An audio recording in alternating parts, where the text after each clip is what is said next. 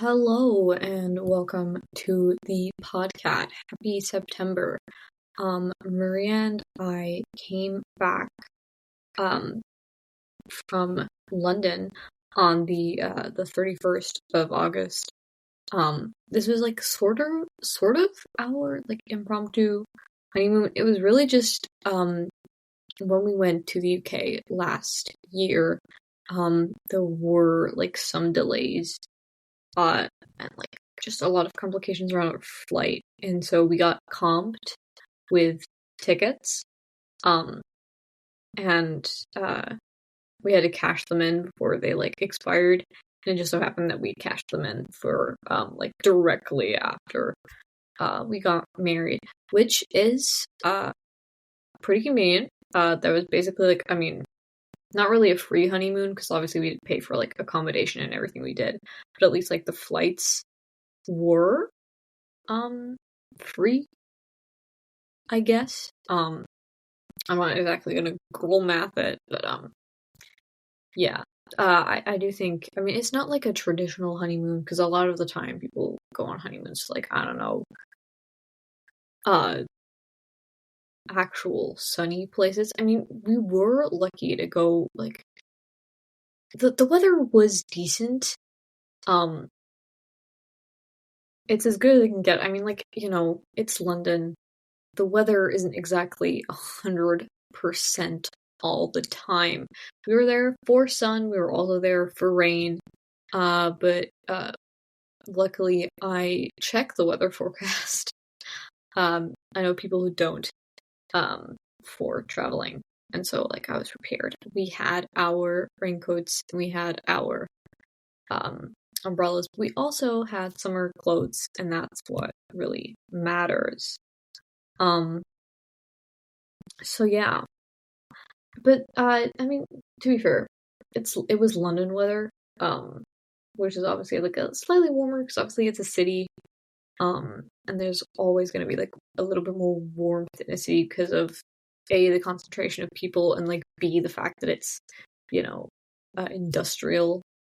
Obviously, like if you're using the underground, it's going to be really hot because not all the time do they have air conditioning, and you really notice when they don't have AC as you get really warm. And even if you're wearing just shorts and a spaghetti strap top, you feel like you're melting. And um and I'm like speaking as like an American here. But I mean, to be fair, in the Bay, it's cold a lot, mainly because, it's the Bay Area. Um but I mean, I guess yeah, it was warm. It was warm as it can be. Um so yeah, things that we did in London. Um, I mean, honestly, not that much. It was mainly like sightseeing, I guess, and not only sightseeing, but also we saw like a couple of musicals, mainly because like I wanted to, and so we got like rush tickets for stuff. Um, specifically, we saw Two Strangers Carry a Cake Across New York before that closed. Very good show. It's new. Surprisingly, an English show, despite the fact that it's set in New York. Yet, I mean, that show's really good. It's about a boy gets invited to his dad's um wedding. I guess like it's his second marriage. And the bride's younger sister picks him up at the airport. And I don't really know how to like describe the plot without spoiling it, but basically, realizes that the reason for his trip to New York isn't as wholesome as he thought, or something like that. But it's still really good, really fun. I love the music. The actors were really talented. I mean, we were there for understudies. Like, even so, with understudies, they're always talented. I think swings and understudies and such are underappreciated, and like they're just as good. Sure, they're not the headlining names, but oftentimes, I mean, they still, worked their butt off to be able to play these roles. And oftentimes, like, they're called in at like a short notice or whatever. And even if it's not just like an understudy, like it's just like double cast because obviously, I mean, this was a show with like only two people in the cast, and so obviously, I'm sure that doing a two-person show is exhausting. So I respect the fact that it's, smaller like that. We also saw Hadestown, because that's in the West End, and I mean it's the thing about New York and Broadway musicals is that it is expensive. Like I mean, I am glad that it is more affordable in the UK to go to the theater because Broadway feels so expensive. Like, yeah, oh, you get a free playbill with your seat, but like so many people leave them. So many people don't pick them up. And I mean, it is expensive when we go to the theater here in San Francisco as well, but oftentimes that's just touring productions and not like, Broadway. That's not the stuff that's winning Tonys. You're not getting a Tony for best touring production. To be fair, you're not getting all of your awards for best touring production, but we were in the West End and we were seeing like proper West End shows, and I really enjoyed them. I love Hadestown. I love the soundtrack so much. Obviously, we both cried, but like obviously, it's not like we were. I don't know if you can like even handle emotion like that. Like, yeah, just be fine watching like such an emotional musical. Next to Normal, we also saw that. I don't feel like I want to explain the plot of everything. I feel like people know Next to Normal, people know Hadestown, but Two Strangers Carry a Cake Across New York is that's a new one and therefore less likely to be known. We also went to the museums in London. Currently at the Design Museum, there is an exhibition. Look, I know words. An exhibition all about Barbie, and obviously, that's something I loved when I was younger, so I had to go to that. So Pink. As someone who, I mean, like, I used to be like a big Pink fan for like clothes and stuff, and like nowadays, it's all like plaid and black and white, and every so often maybe I'll throw in a different color, but I really noticed I don't really wear that many, like, I don't know, I guess stereotypically feminine colors anymore, but yeah. I feel like after the Barbie exhibition, I feel kind of in tune with it, and yeah, it was good. I learned a lot. It was really cool seeing the Barbie, like the patent. I'm patent. I know how to speak words. It's just because I don't think I've ever said the word patent out loud. It sounds like I'm saying patent. I'm saying patent. Oh, God. Look, the thing about me mispronouncing words is that I am often only mispronouncing them because I've only ever read them before. And that is, fine. Anyway, we saw that for, like, the original thing for Barbie. And that was pretty cool. Seeing the number one Barbie, seeing some, like, what was it, like, it was, like, they had, like, some sketches, they had, like, a lot of old Barbies, I love, like, the old dream houses. The A-frame dream house is my favorite dream house. Like, that is something I wanted as a kid, and I never had because, well, way past my time. I grew up, early 2000s, so we also went to an exhibition at the British Film Institute on the South Bank for Leica, which is a stop motion company. They produce the films Coraline and Paranorman and Box Trolls and Who Won the Two Strings and Missing Link. That is all of their films. The company itself, I know, isn't the kindest to their workers, and the owner of Leica is the son of the co-founder or co-CEO of Nike, so like, you know, a lot of stuff. And but like the thing is, I love stop motion animation because the sets are so detailed and the props are so small and so beautiful. It just it's a fascinating thing to like just look at. And you know, being able to see Caroline's room up close in person, or seeing the box trolls, like they had this cheese turkey, which was so amazing, and the fact that like they made that. They also had like a little bit of Coraline's garden, Coraline herself. Yeah, it's just beautiful. I love really tiny things. I know that's not really like that evident with stuff that I do, but I do love small things.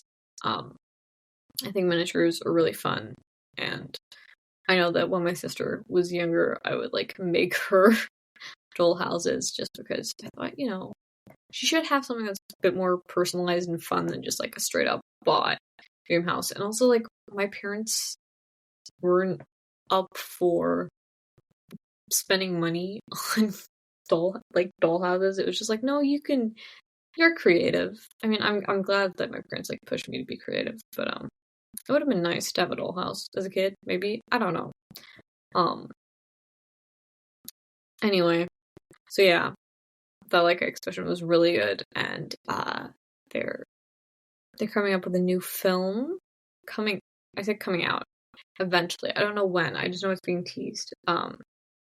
A lot of films coming out. Like didn't Beetlejuice the sequel came out. That I'm really excited. I'm looking forward to watching that because again, that the original film has like stop motion in it, and I haven't seen the sequel that comes. I don't know how long it's been. 30 years? I want to say maybe 30, 40.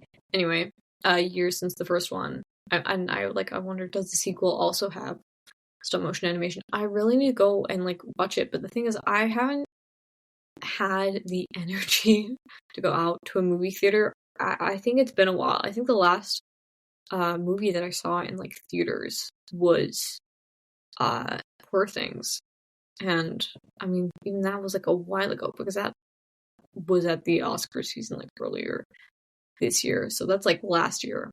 I don't really. I feel like I'm more of a live theater person than I am a movies on opening night kind of person. Fall, a lot of films in fall, a lot of films in, you know, a lot of films coming out in Thanksgiving, like Wicked, which Maria and I saw the touring production of the other day. Really good. I can't imagine like being an alphabet, right? You have to be painted green. Like basically most of you has to be painted green. I'm pretty sure they probably only do like arms, chest, head, you know, face. I'm sure it's like, you know, legs are probably just a pair of green tights. I don't remember if. No, yeah. I mean, I guess you can kind of see it. Look, it's harder to decipher when you're sat further away because obviously I'm not like staring so intently at the stage that I'm like, I know exactly what part of Elphaba is paint. But like, being like all those actresses being painted green, that's crazy. Like, and that also makes me think: was Cynthia Erivo painted green? I mean, I'm sure she was, because like obviously, I think keying someone into green is a little bit awkward, right? Because like it's just so much easier to do body paint, surely, and especially because they like, isn't there like a custom mix of green body paint that all of the like productions of Wicked use? Oh god, I love Wicked. I mean, like the music is so good. Obviously, everyone loves Popular. Popular is very popular. What else? Defying Gravity, obviously. Dancing Through Life, obviously. For Good, obviously. One Short Day in the Emerald City, obviously. Love. it does make me think, I wonder how many people are going to be dressed as Elphaba and Galinda and anyone else from The Wizard of Oz and Wicked for Halloween. Because Halloween is next month. Maria and I have already decided what we're going to be. We're going back to cartoon couples. So look forward to that. We're probably not going to work on it because knowing us, we're not going to work on it until like last minute. But either way, I'm excited, especially because like Halloween is like Christmas. We can all agree. I feel like our Halloween parties are more full blown than our Christmas parties. Though to be fair, Christmas is also gay Christmas because it depends like what kind of queer person you are. I definitely feel like we are Halloween queers and not Christmas queers because of just the effort that Maria and I put into our Halloween parties. It's just I love dressing up. I mean, last year we didn't get to do like our big party because we were in Scotland at the time, and that was also like when Maria proposed. Anyway, but when we were just as goddesses, that was just like thrifted from, I don't remember if it was like an Oxfam or the stores they have in Edinburgh, the W Armstrong and Sons. There we go. God, what was our first costume for like being an animated couple? I think was Shira and Katra. Shira and Katra. I don't know why I say Katra. I'm like, haha, yeah, Katra. Obviously I was Katra because Katra. And Maria was Shira. That was fun. That was COVID times, so that wasn't really for a party. And then the following year, I'm pretty sure we did Marceline and Bubblegum from Adventure Time, which was also real fun. Was that then? Like, I can't believe then the third one was only then Harley Quinn and Poison Ivy. That's crazy to me. Yeah, 2022. Yeah, I guess 2022 we were Harley Quinn and Poison Ivy because obviously Savex. Harley Ivy is such a cute like ship. I like that it's canon in some media. Like I know that a lot of people are critical, but like I'm not like the biggest shocker. I'm not the biggest like superhero comic and movie fan, but I do love lesbians. Something in my room fell down. I don't know what, but I can't wait to find out when I'm done recording this episode.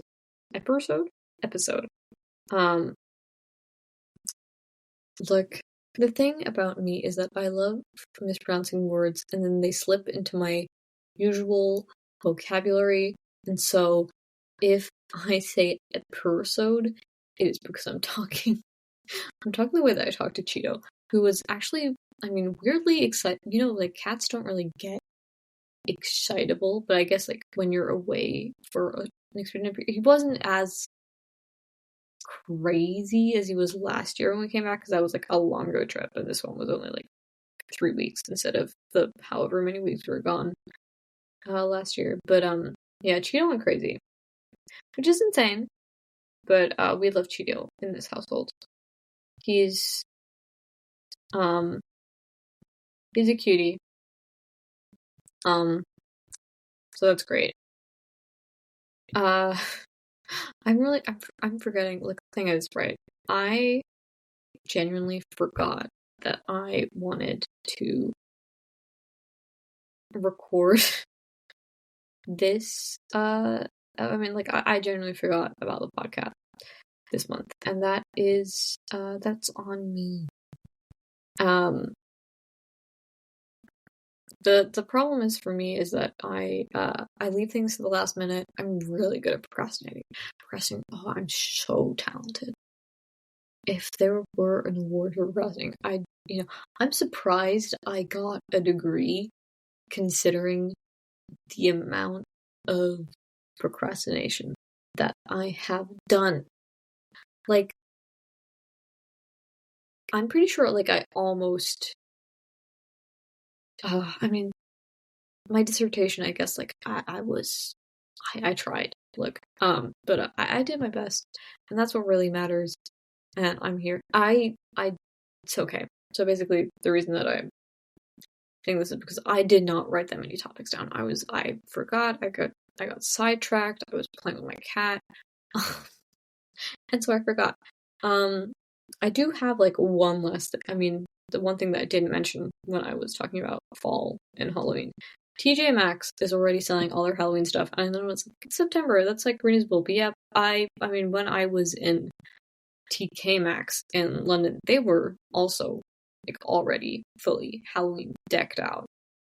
But the stuff is really cute usually. I mean, sure, it's like mostly polyester, and therefore I do not get it because it is, you know, staticky. I don't like. The thing is, we don't really have anything that isn't like cotton in our household because polyester is so staticky that I despise it. Like, just the texture, the feeling of it. When it hits, I'm like, ugh, I do not like this. But it's cute. Like, they have little bat pillows this year. I'm pretty sure they've always got like skull stuff. A lot of occult things, like witchery things, which I guess are cute, but like maybe not exactly my thing. But I mean, if it matched like our apartment, I probably would have so many like witchy Halloweeny things in our place. But also like I'd be scared about. I mean, to be fair, Cheeto's pretty well behaved in terms of like um not messing with our stuff. We have like a lot of things, and surprisingly, Cheeto doesn't really tamper with them. So he's a good boy, good boy, good cat. I feel like sometimes because obviously I grew up with dogs. I grew up with dogs. And obviously we have Bob and Carl at home, so I feel like I often talk about the cat as if he is a dog. But I guess he's a very dog-like cat in the sense that he does like to play fetch and he does like to get belly rubs. Which I mean I don't know how typical that is of the cat because like he is our first cat and we got him from the cat shelter. Oh my god! So you couldn't tell that I'm like recording this like almost too late in the game because I'm like, oh my god, I completely forgot. This needs to go up tomorrow, and I'm here at like 11 o'clock in the evening, really panicking about the fact that I have nothing. But I still do this for you, and even if it's an incredibly rushed episode, and I sound like I am incredibly tired, and my voice is rasping, if not even. I mean, I feel like it's always rasping. Well, it's not like rasping to the like vocal fry. I'm very glad that I do not have a vocal fry, but it's definitely not good for my vocal cords to be like this for so long. And yet here we are, and yet at 24, I'm still rasping. Well, I don't know if this is rasping because I feel like that's more of a rasp. I'm trying to sound like so deep and so profound. I feel like I definitely like perceive myself as like not taken seriously if I'm in my higher register. My upstairs neighbors are moving about, and I have no idea if that is being caught. I'm like, why are you also up at 11 o'clock? What's that about? No, this is, our building is kind of full of like young people, so it kind of makes sense, that people are going to be up like a lot of the time. No one really goes to bed until like 2 a.m. I am different. I like going to bed early. I mean, we all know. I'm a notorious party girl. I love clubbing. No, I mean, that's a really rare occasion when I leave the house um, past 8 p.m. I feel like after 8 p.m., if you catch me outside these doors, it's pretty serious. Or it's for a friend, because I know that, I mean, I've gone clubbing with Su Young and such, and, we do have a good time, which is just lovely. I'm getting so tired, and I don't want to, like, have, like, a really short episode, but I feel like it might be, 'cause I need to go to bed, but I love you guys so much. I love that you listen, and even if you don't listen, I'm glad that you put up with the fact that you're getting this instead of monthly vlogs. I love the thought of your faces. No, that sounds really creepy. But you'll hear from me later. Goodbye. So very tired. I mean, I've yawned twice in this recording, and I was about to get a second one. Anyway, I have flatmates, and I really, because I'm back at uni. Wow, sometimes I'm back at uni, and I have flatmates, and I don't want to keep them up because I have no idea how thin these walls are. Because if my flatmate can hear me singing in the shower, which embarrassing, I'm sure she can hear me recording a podcast episode. See, the thing is, when you make content, I mean, okay, I mean, in my defense, I came back from Germany on like the 2nd of September, and then I had to move out on the 4th, and I moved in on the 6th, and then just a lot of stuff going on, and now it's the 9th, and it genuinely is 11:20 p.m. British summertime. Oh man, daylight saving time is soon, and I'm like frantically recording this episode. I'm sure it's going to be a little bit shorter, but that's life. Let me do my whole spiel of like people, events, purely fictional, in relation to a real person, purely coincidence. I say this as if there's like any legal consequence of me being like, ha ha ha, here's a little fictional podcast about my doll. I'm so tired. I was watching Taskmaster New Zealand before this. I know you don't care, and that is fine. So yeah, this is a shorter one, and I'm sorry, but I'm tired, and I need to get this up. And hopefully next month won't be rushed and panicked. And I've just noticed a paper cut on my finger. Okay. I need to take off my makeup. So yeah. Goodbye. Thank you for listening.